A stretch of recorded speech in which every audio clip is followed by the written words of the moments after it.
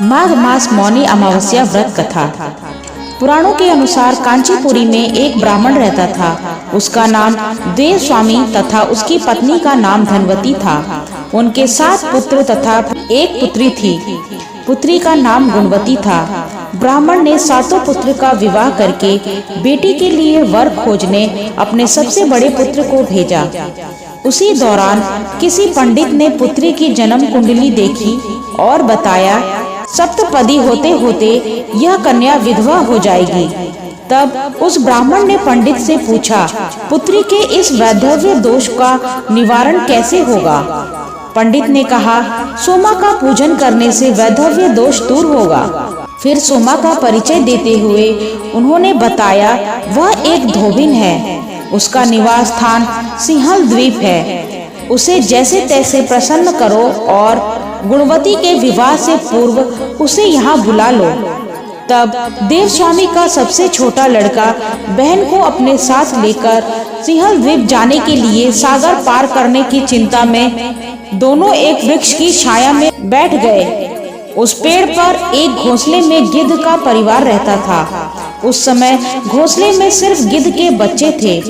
गिद्ध के बच्चे भाई बहन के क्रियाकलापों को देख रहे थे। सायंकाल के समय उन बच्चों की माँ आई तो उन्होंने भोजन नहीं किया। वह अपनी माँ से बोले, नीचे 2 प्राणी सुबह से भूखे प्यासे बैठे हैं। जब तक वे कुछ नहीं खा लेते तब तक हम भी कुछ नहीं खाएंगे। तब दया और ममता के वशीभूत गिद्ध माता उनके पास आई और बोली, मैंने आपकी इच्छाओं को जान लिया है। इस वन में जो भी फल फूल कंदमूल मिलेगा मैं ले आती हूँ। आप भोजन कर लीजिए। मैं प्रातःकाल आपको सागर पार करा कर सिंहल द्वीप की सीमा के पास पहुँचा दूंगी। और वे दोनों भाई बहन गिद्ध माता की सहायता से सोमा के यहाँ जा पहुँचे। वे नित्य प्रातः उठकर सोमा का घर झाड़ कर लीप देते थे। एक दिन सोमा ने अपनी बहुओं से पूछा, हमारे घर कौन बुहारता है, कौन लीपता पोतता है? सबने कहा, हमारे सिवाय और कौन बाहर से इस काम को करने आएगा? किंतु सोमा को उनकी बातों पर विश्वास नहीं हुआ। एक दिन उसने रहस्य जानना चाहा। वह सारी रात जागी और सब कुछ प्रत्यक्ष देखकर जान गई।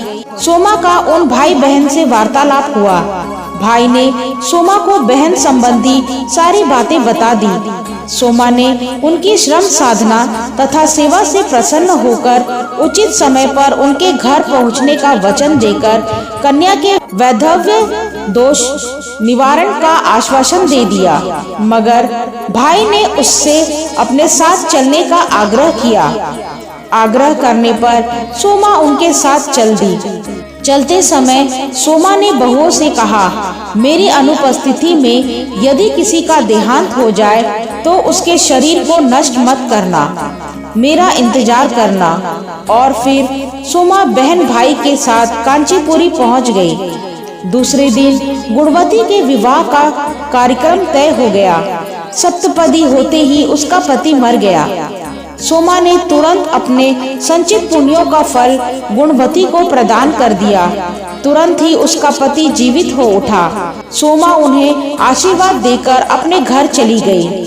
उधर गुणवती को पुण्य फल देने से सोमा के पुत्र जमाता तथा पति की मृत्यु हो गई।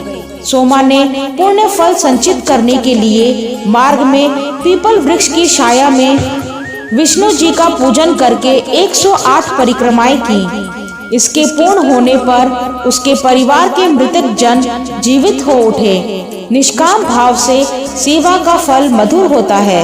इस व्रत का यही लक्ष्य है। जय श्री हरि विष्णु।